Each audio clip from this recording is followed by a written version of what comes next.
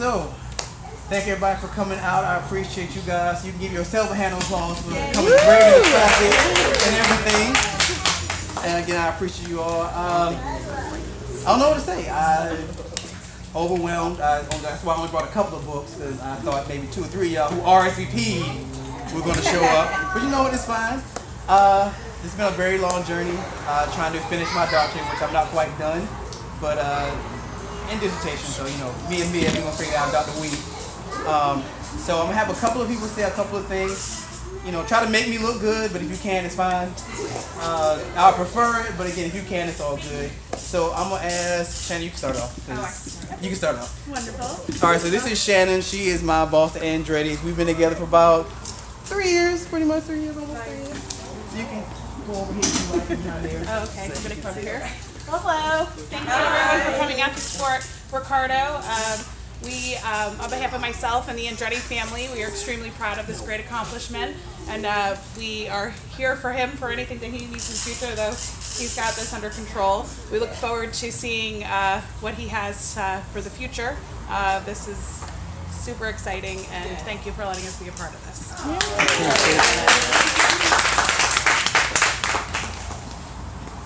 All right, next I'm going to ask Dr. Wheat to come up and say a couple of things. She is, I'll say, my dissertation coach. She was my teacher at Argosy for a lot of my doctoral classes. She was one of the first, when it was me, Tisa, Tasha, Renee. She was our coach to get us through the classes, because dissertation is a beast, but the classes can be just as hard. So I'm going to have her come up and say a few words. Dr. Weeks. All right, Dr.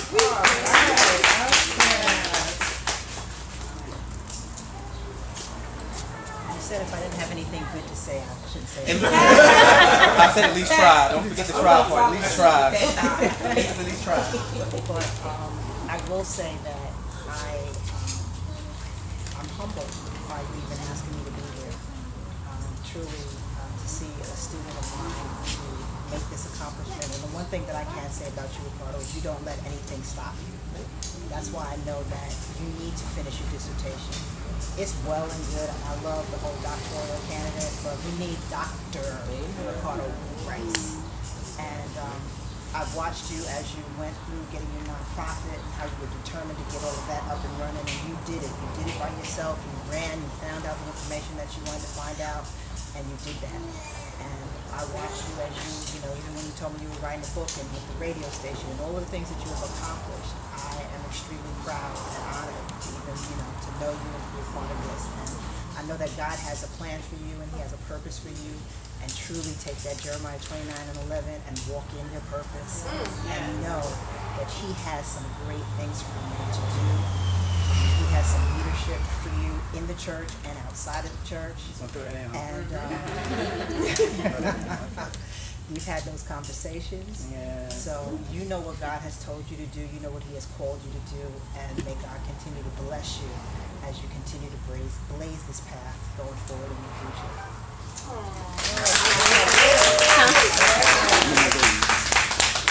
Jill. All right, no tears. I'm not crying, because that's what we're doing today. All right, so my best friend, almost 20 years, Mr. Recording artist, Mr. Roosevelt Bowles. You like I'm not making you sing. All right.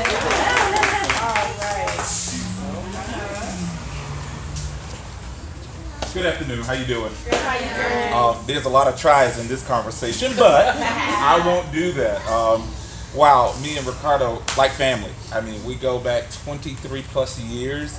He was one of my few first employees that I ever managed in my entire life. Managed a $3.5 million restaurant at that point.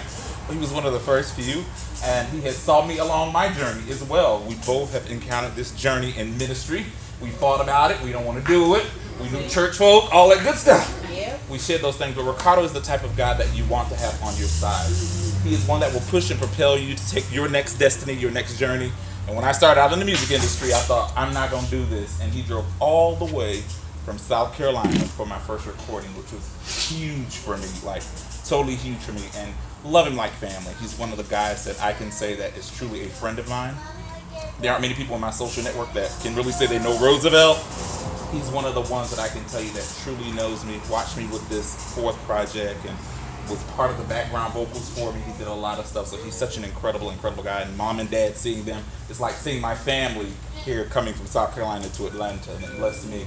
I'm so honored to know him. I'm thrilled to know him. He has no choice but move forward. There are some things when you're called to do, there's a difference between having a relationship and having a covenant relationship. Yeah. He has a covenant relationship with God. So what not what Ricardo want to do, Ricardo has to do. And I thank God for him every day. I'm so grateful that he's accepted the assignment. Some of us have tasks. He has an assignment. God has called him to an assignment. He has a divine assignment. So I'm thankful for him. I say to you, my brother, please continue. Know that I love you. I support you. Even when you ask me to do stuff I don't want to do. Anyway, I'm not making you sane. No, you're not. I'm not We're making good. you sane. But anyway, I love him. I love all of you supporting him. Thank God for you. Keep on the journey. For God has better things to say.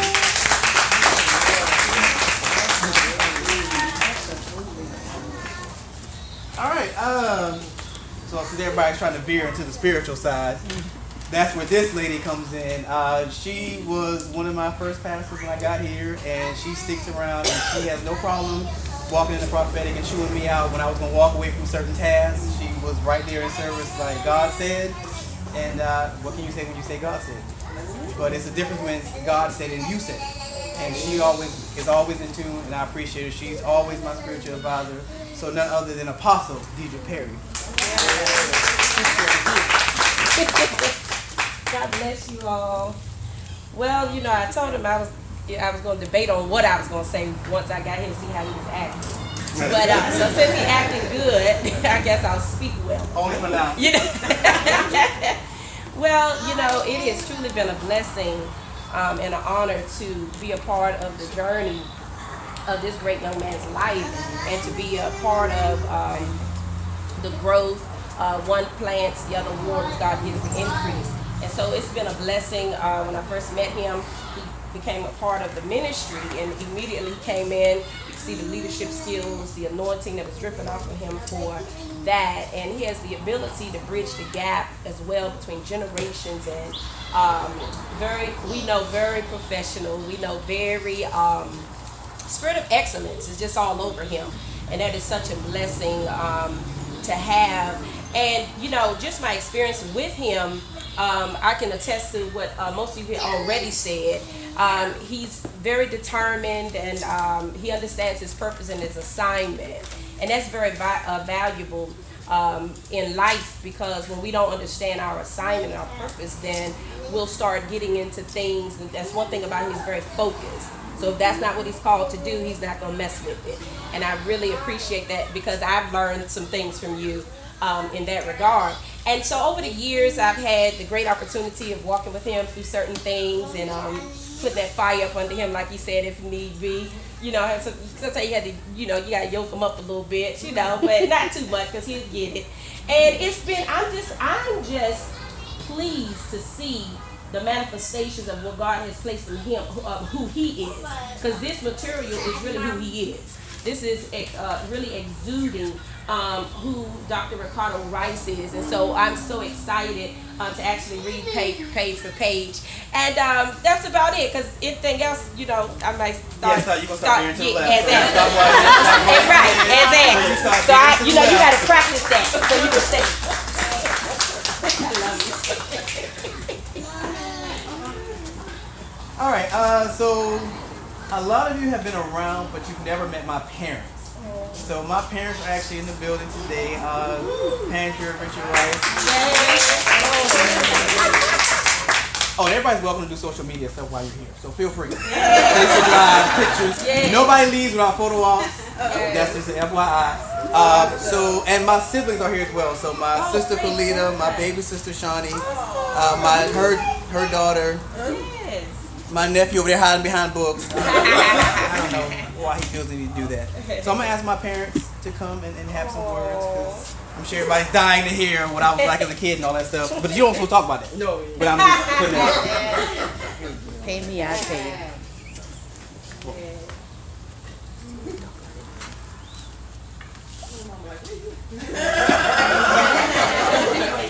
Keep it cute, man. Keep it cute. The mama can't keep by herself.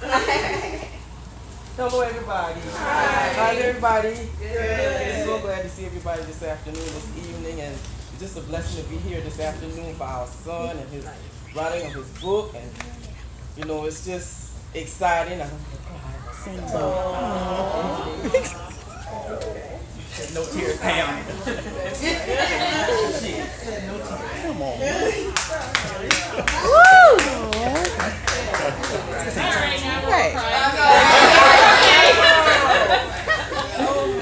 It's a joy just to see everybody here to support him. And when he was coming up, he was always, you know this right, y'all know this right. He always had that. But he was a father, but he was a great leader also. You know, and to be a great leader, you have to be a great father. Yeah. And I just thank God today for him, with his accomplishments, with his books, and we just pray that God will continue to bless him, y'all, and that he will write another book. See, I think he got 2 more coming. We just pray and ask God just to continue in him on his journey that he's going on. We're so proud of him. We love him, and we're asking all y'all to keep praying for him too. He's a good son. He's always been at our children, and we're here to support him this afternoon. We just thank God that all of you came this afternoon to help him on his journey, to congratulate him on his book. You won't get into the childhood, y'all want to hear all that. It's not an option. So it's not an option. That's it. He lets me do all the talking, y'all. I'm just proud of him. And we all have a place in life. I was always told, find your place in society. We all got a place. And he is in his, very proud of him. Like she was saying about the mouth, I told him when he went on the, what was that you were? Which one? With the gospel. Oh, phase 2. Yeah, okay. I told him, I said, well, you're talking paid off, because that's what he would get in trouble about in school. That's what he get his spanking from the mouth, always run his mouth. So it's paying off, and I'm very proud of him. Thank you all for supporting.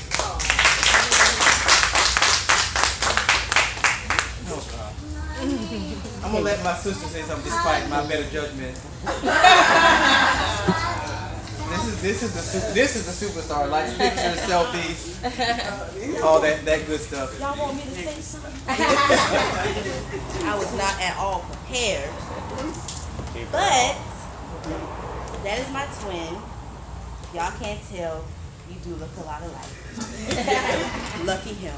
You know, I can say a lot of things about childhood, but I won't unless I'm paid. That's the next book, right? Yeah, that's the next book. Your book. We're not ready for memoirs yet. But I'm so proud of my big brother. He is the best big brother you can ever have. He always pushes me. He's the person I call when I don't want to call, because I know he's going to tell me I'm wrong and I want to hear that. But he always does. He always encourages all of us to go for what we want to do in our dreams. So I'm just so proud of him. Love him so much. I am not going to cry because I did my makeup. But I thank y'all for supporting him. I'm thankful that he has a family here, because we're all in South Carolina and he needs that. And I ask that y'all just continue to rally around him and support him. And the next book is going to be me and him. We're going to do a collaboration. What? Wait, what? Thank you, good night. Stand up. Oh, no, I'm good. I'm the camera woman. I'm the camera woman. Get Minnie Bertha.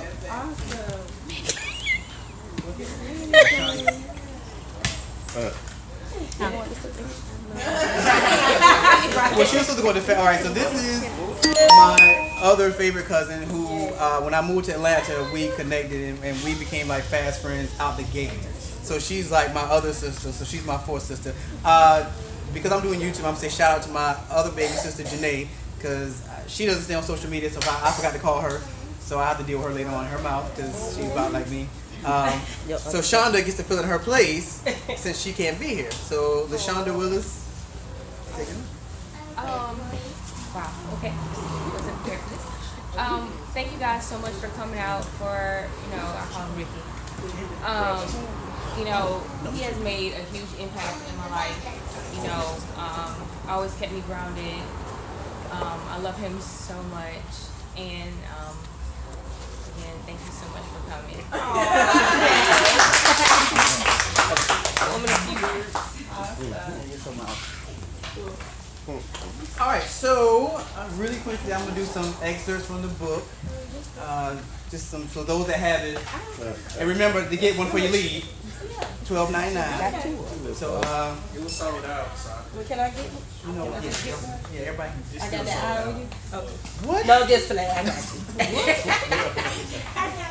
All right, so this book, for those that do not know, I do have a radio show that was on Love 860 AM iHeartRadio, and I just migrated to a new station which debuts on May 14th, IBNX Radio.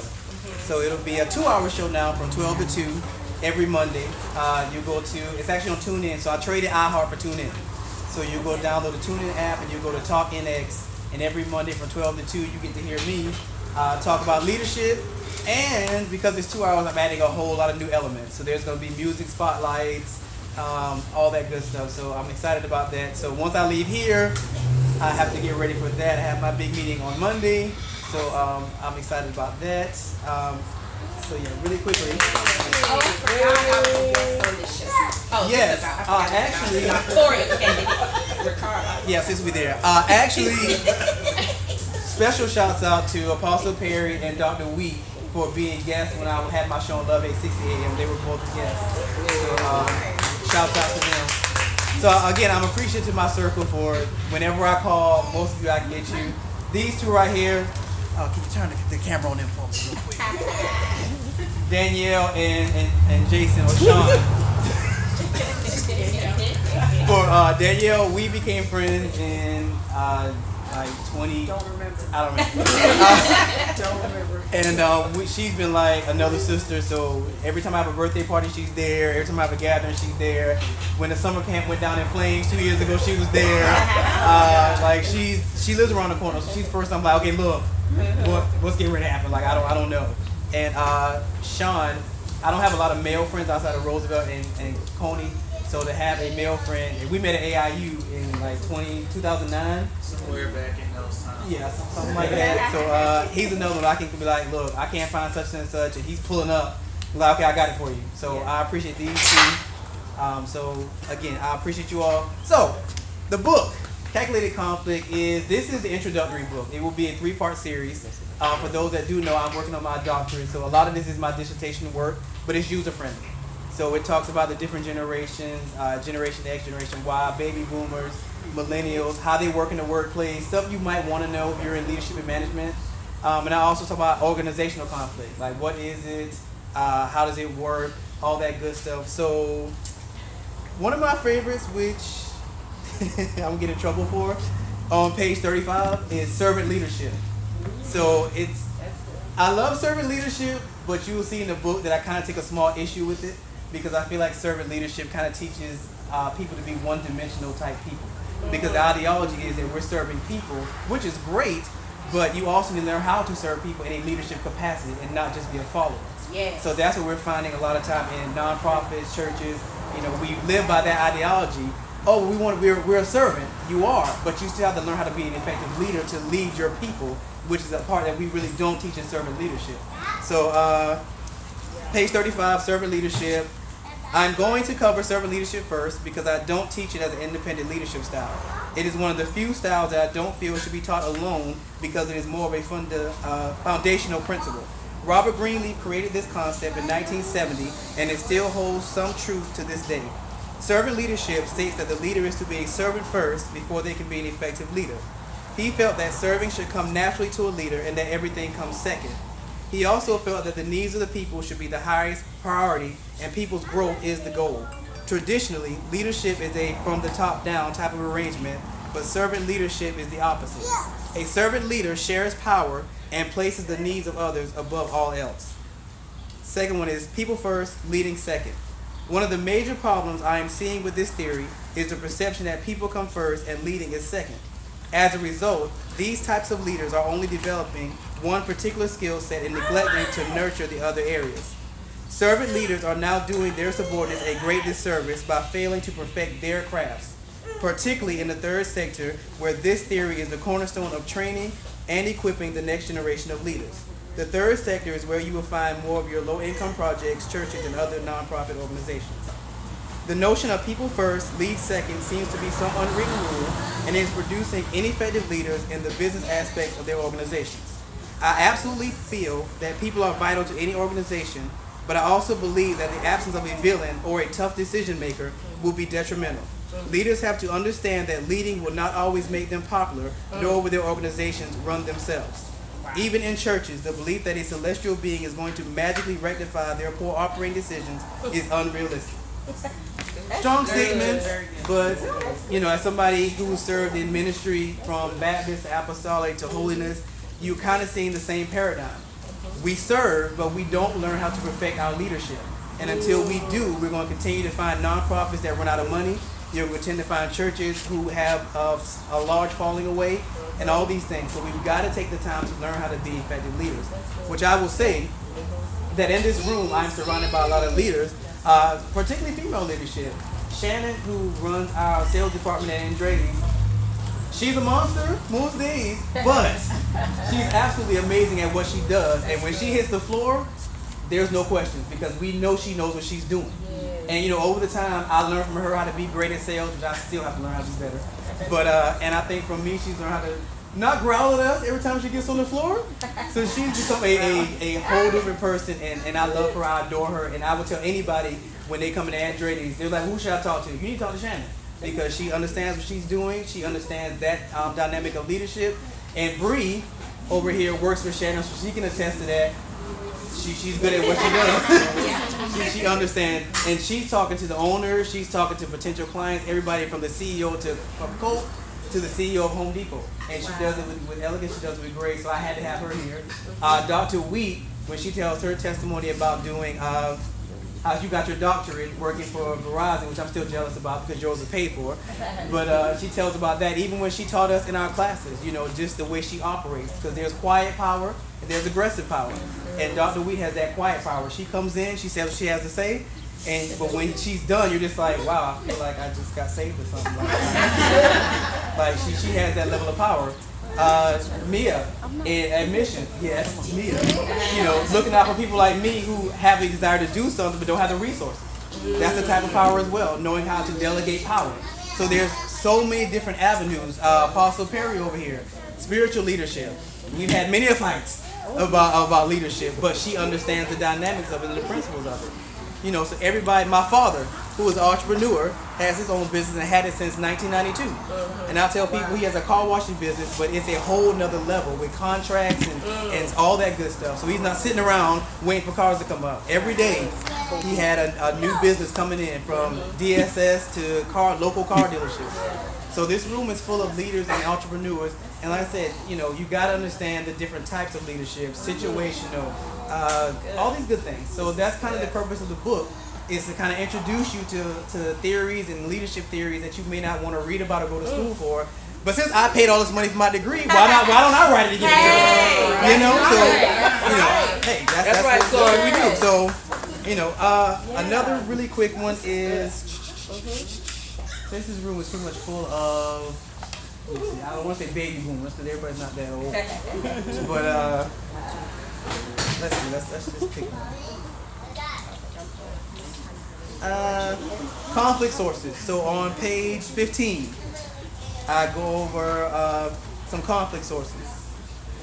Let's see. Okay, that's good. All right. So common conflict sources. Leading the charge on conflict sources is organizational change. Instinctively, humans are genetically resistant to any level of change, depending on their background. Accepting change becomes a process. Company change may uncover many hidden variables such as resource scarcity, burnout, strained relationships, job dissatisfaction, or decayed company loyalty. Organizational change is inevitable, and organizational members must be considered during the process. Organizational turnover or downsizing. For the last couple of years, we have seen the economy crash and recover. Companies going under almost became the norm, and it left millions with nowhere to go. This level of change can leave employees skeptical about company politics. Many develop a distrust for management and find it hard to redevelop company loyalty. Leadership/management changes. The changing of leadership can be hard for employees to grapple with, especially older employees who have developed bonds and built trust with old management. A change in management can be the most fragile change possible, and it can destroy an organization. Employee trust is vital to not only the success of an organization, but to the management as well. In order to produce desired results, management has to garner the respect and trust of their subordinates. Merging and company dissolution. Growth and expansion are the bread and butter of any organization. As a result, mergers and acquisitions have become increasingly popular. This particular process is one of the harder transitions for all parties involved. By nature, a merger almost requires the creation of a completely new organization. However, this new creation becomes bits and pieces of the old ones. The creation process is the quickest to isolate people or leave too many questions. Unanswered questions can result in employees being led by their own thoughts, which can rapidly change their perception. These three examples are not the only ways to define organizational change, but they can be the hardest to navigate. It takes a collaborative effort on behalf of both management and employees to keep the lines of communication open. So those are just three examples of how changing an organization can be detrimental, or it can actually help your organization to thrive. So, I just want to read a couple of excerpts from the book. It's $12.99 and That's your last copy. That's your last copy in your hand. So I didn't know everybody was coming, so I didn't bring a whole lot of books. But what we can do is you can go ahead and pay for it today, and I'll order it, and I'll let you know when it comes in. They'll already be taken care of. But I did bring these, so you're still getting something copied, something written on today, in place of your book. So I'll stay quick on my feet. Awesome. All right. And so again, I appreciate everybody for coming. There's a couple of easy things left. You can take your pick. Hold on, you got to take the last one. You got to take us out to dinner. What? It's the setup. So, shouts out to Randy for coming and supporting. I appreciate you. I saw Trina. Trina, one of my friends used to work together at TED. Sister Ellen's here. So point of grace. Is this your birthday here? Alright, so at this time, those that have book copies, I will happily sign them. We can do photo ops and all that good stuff. You are on YouTube, so definitely want to come over here so you can. You're on live too. Well, I probably should. Glad I went first. I appreciate it. Selling out. I know, right? Yeah, those that want to purchase. Alright, wait a minute. Yeah, we need your picture. Alright, Lee, take some pictures. Oh, okay. I need a free phone. Alright, Sean, you gotta take some pictures. When you go next, you gotta take many pictures. I'll take Wait a minute, what's happening? Oh, we doing the pictures. Well, she. Oh, okay. Alright, I need your picture. Am I getting paid for this? Shut up. This is your brother. That's your payment. You want to turn your YouTube thing around? Oh, yeah, y'all turn it around. Yeah. Alright, wave to the people we leave. Dr. Nadine, Dr. Nadine Weeks. Alright. You on live, so do something spectacular. Alright, turn this on. On my phone. Oh. You on Facebook? Yeah. Oh, hi Facebook. Oh, wow. Hey, Max. He was like,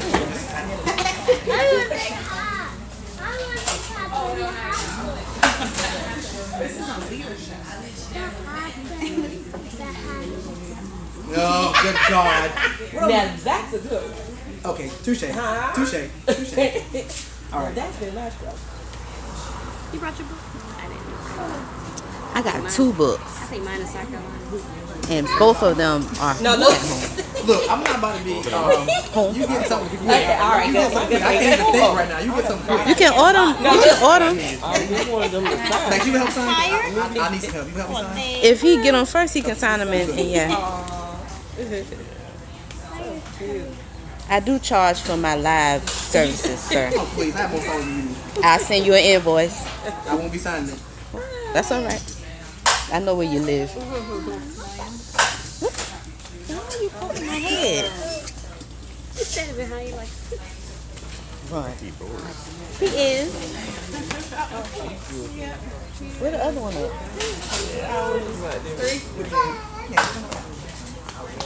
Where's the other one? Where's my other child?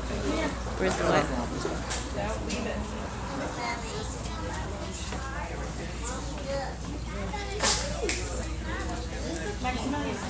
Are you gonna sing and dance or can I end this live? Well, like, huh? He I really think we is. see other things on Facebook. On my YouTube. Say what? Trying to check that because it's not moving. What, the time? Yeah, it's moving. It's moving. It's not showing. It should be moving. That's YouTube Live, right? Oh, yeah. It's not showing. Yeah, it sure is a movie. Yeah, stop. Right. Stop it and do it again.